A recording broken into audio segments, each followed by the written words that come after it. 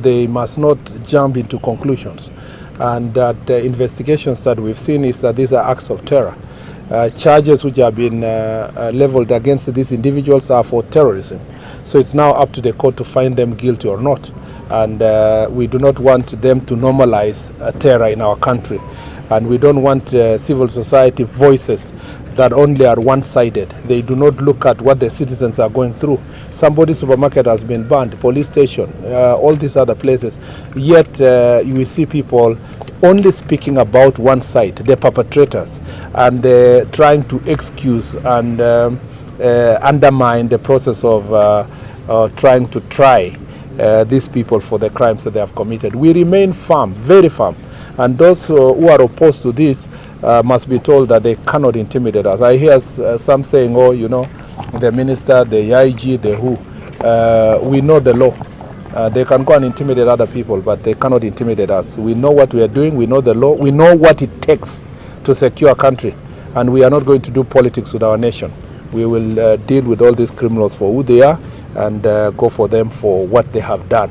And there will be no place that will be spared. There is no county that we will allow property to be destroyed. I hear some people saying, well, you know, because our political supporters are of this side, they must be excused. Criminals, we will not see them from a political support base. We'll only deal with them for what it is. If you ban somebody's supermarket in Nyeri or Meru, it doesn't excuse you because you have a certain political inclination. We are going to deal with you for who you are and what you do. And I think people should know that I don't just speak for the sake of it. I am properly schooled and I understand the law. And when I speak about the law, I know what I'm saying. It is acts of terror, and those characters will be charged for terrorism, and they must answer in a court of law. Because if we don't do these things, our country will slide into anarchy.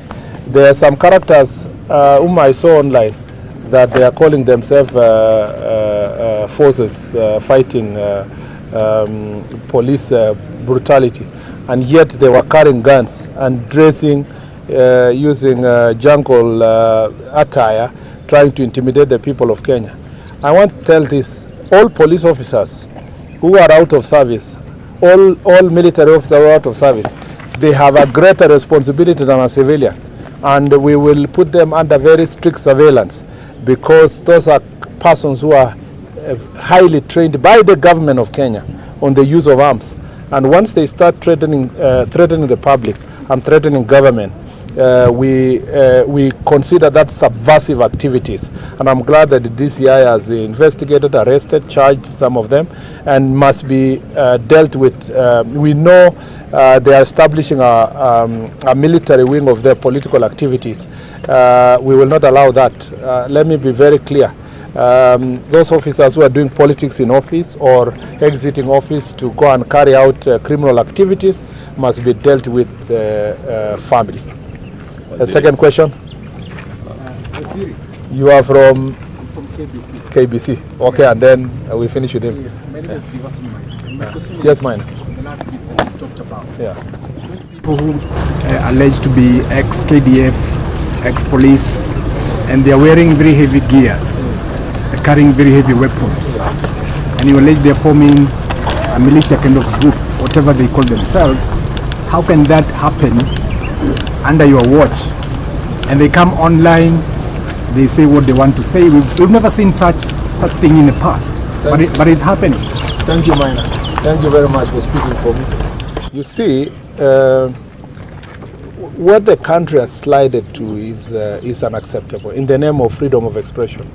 That people can carry sophisticated weapons and call and speak in it's like a rebel kind of, the country is in some part of the country is controlled by a rebel movement of some sort, and happily going to issue statements online while carrying very sophisticated weapons. And that's why the DCI has arrested and charged those people.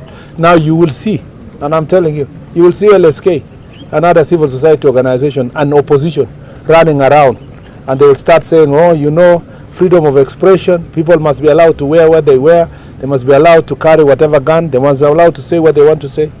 Really?